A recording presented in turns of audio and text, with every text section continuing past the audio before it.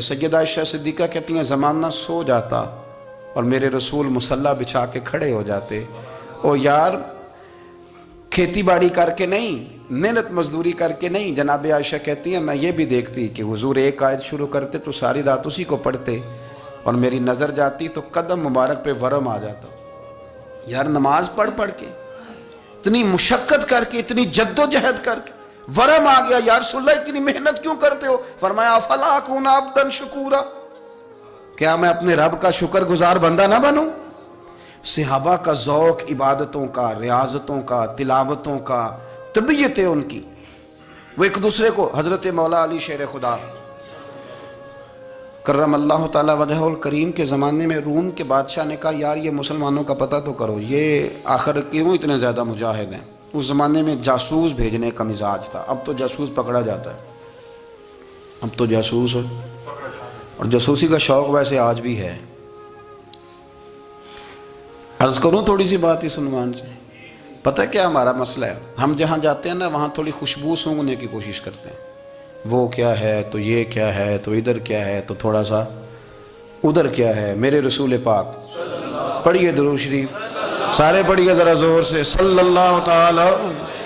نبی پاک علیہ السلام نے فرمایا جاسوسی نہ کرنا ورنہ تم بندوں کو خراب کر دو گے، اور فرمایا اس طرح نہ ہو کہ تم کسی کے اب کھول نہ نکلو تو تمہارے پہلے کھول جائیں.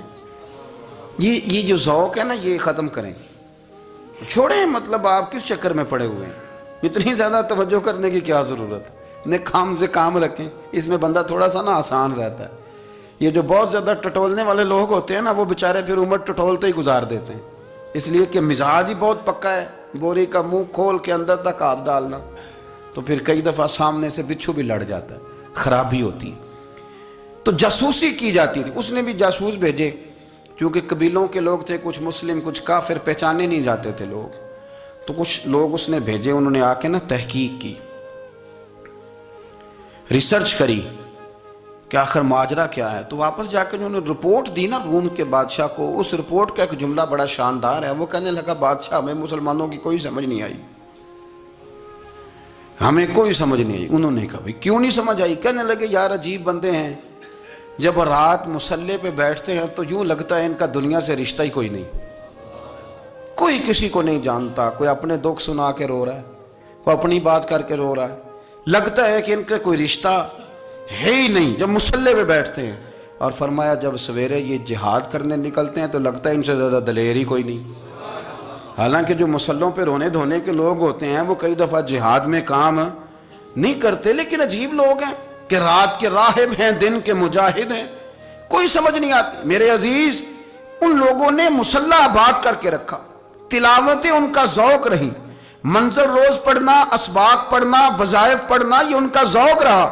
اعلیٰ حضرت بریلوی رحمت اللہ نے 1000 کتاب لکھی ہے، لیکن الوظیفۃ الکریمہ کے نام سے جو وہ صبح و شام وظائف پڑھتے تھے وہ الگ انہوں نے ان کو بیان کیا. پابندی کے ساتھ اپنی اللہ اللہ کرتے تھے. شیخ شہاب الدین سہروردی رحمت اللہ علیہ، اس پر ایک بندے نے اعتراض کیا. اس نے کہا جی آپ کس قسم کے صوفی ہیں، مرید بیٹھے ہیں اور آپ وہاں نفل پڑھ رہے ہیں؟ یہ بھی بڑا مسئلہ ہوتا ہے نا. جو بندہ ملنے آتا ہے وہ اپنے ٹائم کے حساب سے آتا ہے، اور پھر اس کا یہ بھی خیال ہوتا ہے کہ پیر صاحب جو ہیں وہ چونکہ درویش ہیں تو نہ انہیں روٹی کھانی چاہیے نہ سونا چاہیے، چونکہ وہ درویش ہیں، اور ہم چونکہ درویشوں کے ماننے والے ہیں لہذا ہمارا یہ طریقہ ہونا چاہیے کہ جیسے ہم کہیں درویش ویسے ہی کر جائے.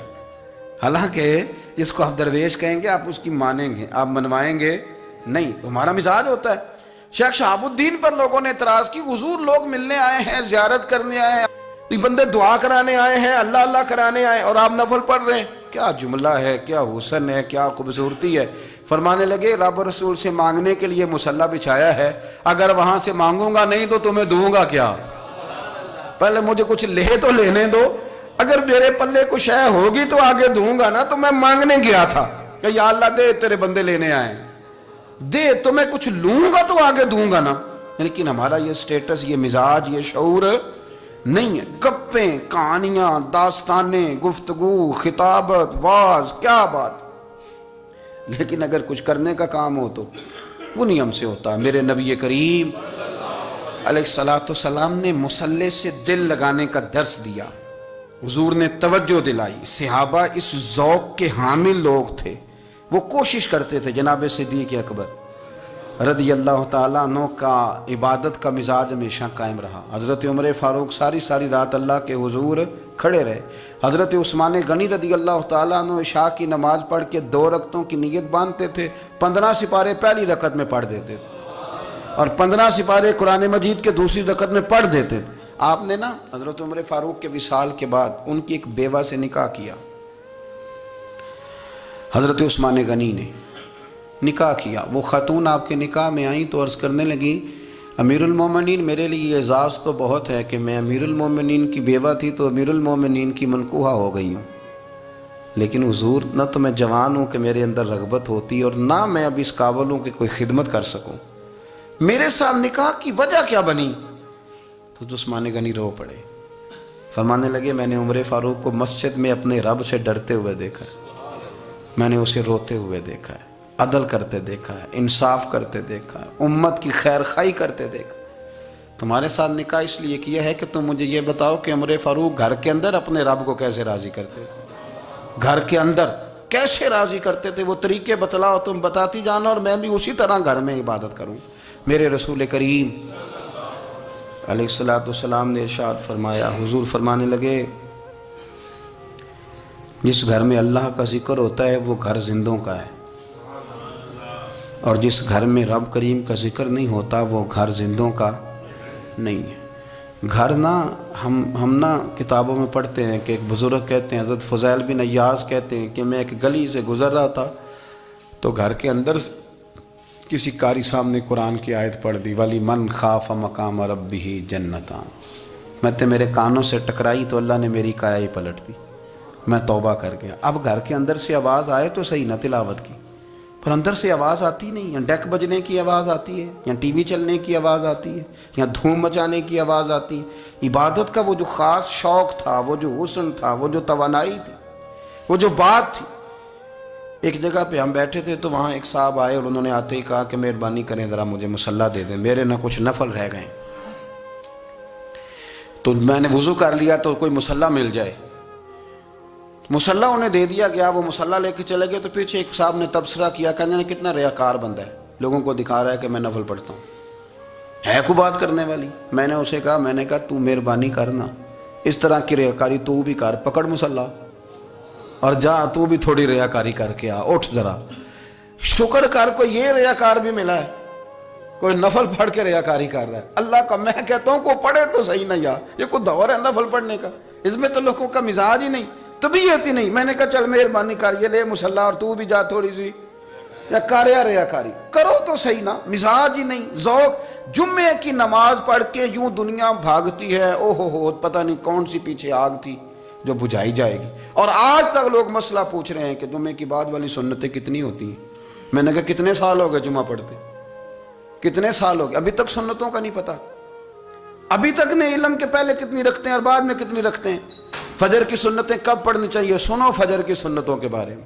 میرے رسول کریم سید عالم صلی اللہ تعالیٰ علیہ وسلم سے ایک صحابی نے پوچھا تھا حضور میری فجر کی سنتیں رہ گئیں یا رہ جاتی ہیں تو حکم کیا ہے؟ کیا انداز ہے حضور کا. بخاری مسلم کے لفظ سنو.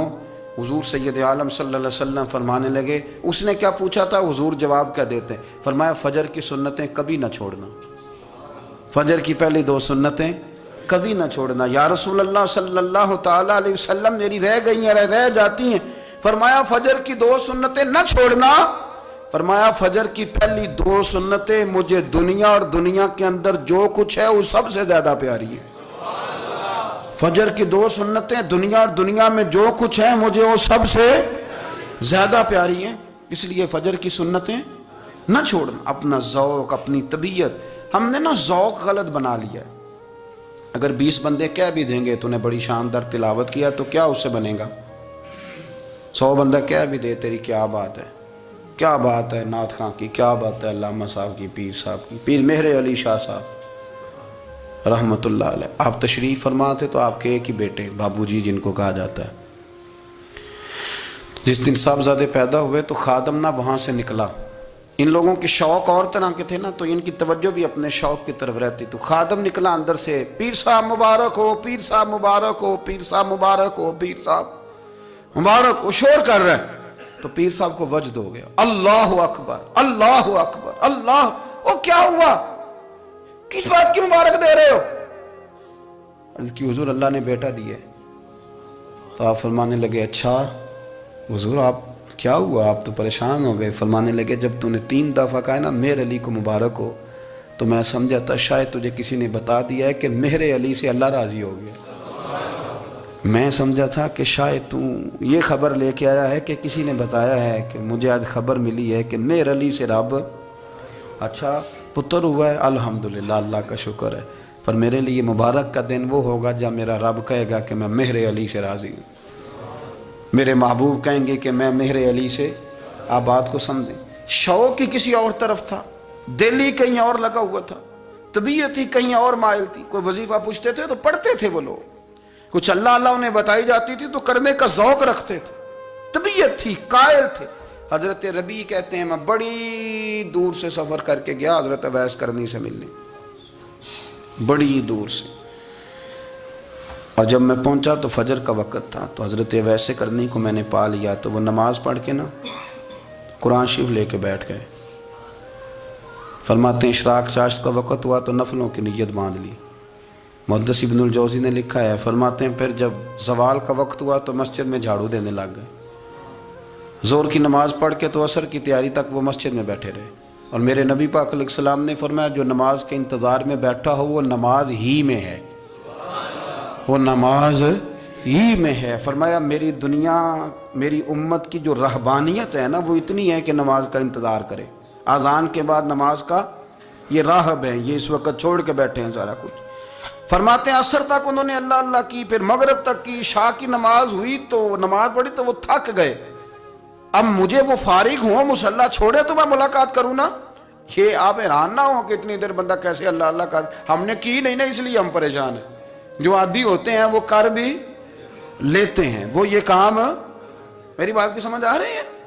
جب جاتے ہو کسی دفتر میں تو 8 گھنٹے کھڑے رہ لیتے ہو نا، مجبوری ہوتی ہے تو کھڑے رہا جا سکتا ہے۔ پاسپورٹ کے دفتر بولیے، امیگریشن کی لائنوں میں، اور میں نے تو امبیسیوں میں بندے 12 گھنٹے پہلے جا کے کھڑے دیکھیں، رہ لیتے ہیں کھڑے۔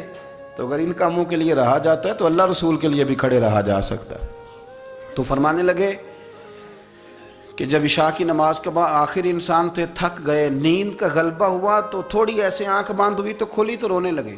حضرت ویسے کرنی رو کے کہنے لگے مالک مجھے غافل تو نہ کر، ابھی میں نے کیا بھی کچھ نہیں، دن ختم ہو گیا، کوئی نفل نہیں، کوئی اللہ اللہ نہیں، اللہ مجھے غافل نہ کر، میری مدد فرما۔ فرماتے ہیں جب وہ روئے تو میرے ساتھ جو شخص تھا میں نے کہا اٹھو چلیں، کہنے لگا حضور ملنا نہیں، فرمایا جو میں لینے آیا تھا وہ مجھے مل گیا ہے، جو میں ان سے سیکھنے آیا تھا وہ مجھے نصیب ہو گیا، اب اور میں نے کیا لینا، ختم ہو گئی بات، اٹھو چلیں۔ اللہ کے بندوں نے حضرت ربیعہ بن کعب اسلمی رضی اللہ تعالیٰ عنہ فرماتے ہیں، کہتے ہیں جب بنو قریظہ اور بنو نذیر یہودیوں کے ساتھ حضور علیہ السلام نے جنگ کا اعلان فرمایا تو وہ دشمن ہو گئے، ہمیں خطرہ تھا کہ وہ رات کو کہیں محبوب کو تکلیف نہ دیں، تو کچھ لوگ نا تلواریں لے کے نبی پاک کے دروازے پہ پہرے داری کرتے تھے۔ گن مین رکھنا حرام نہیں، اگر کسی کو واقعی خطرہ ہو تو اس کے لیے سنت بھی ہے۔ حضرت علی المرتضیٰ تلوار لے کے حضور کے گھر کا پہرا دیتے تھے۔ حضرت ربیعہ بن کعب اسلمی رضی اللہ تعالیٰ عنہ فرماتے ہیں کہ رات میری ڈیوٹی تھی کہ میں حضور کے گھر کا پہرا دوں گا، تو فرماتے ہیں میں باہر سن رہا تھا، ساری رات ہی میرے نبی پاک نے اللہ کی تسبیح پڑھی، ساری رات، کبھی تسبیح، کبھی تحلیل، کبھی تحمید، کبھی تکبیر، ساری رات۔ فرماتے ہیں ساری رات حضور پڑھتے رہے اور ساری رات ہی میں سنتا رہا، مجھے اونگ آ گئی، میری آنکھ لگ گئی، حضور ابھی پڑھ رہے تھے، میں تھک کے سو گیا، اور فرماتے ہیں جب میری آنکھ دوبارہ سے کھلی تو میرے کانوں میں پھر کوئی چیز گونجی، تو میں نے کان لگایا تو میرے حبیب ابھی بھی اللہ کو یاد کر رہے، ساری رات حضور رب کی عبادت کرتے۔ اسی لیے تو کہا یا ایھا المزمل قم اللیل الا قلیلا، حبیب ساری رات تو نہ جاگا کا، تھوڑا آرام بھی کر لیے گا۔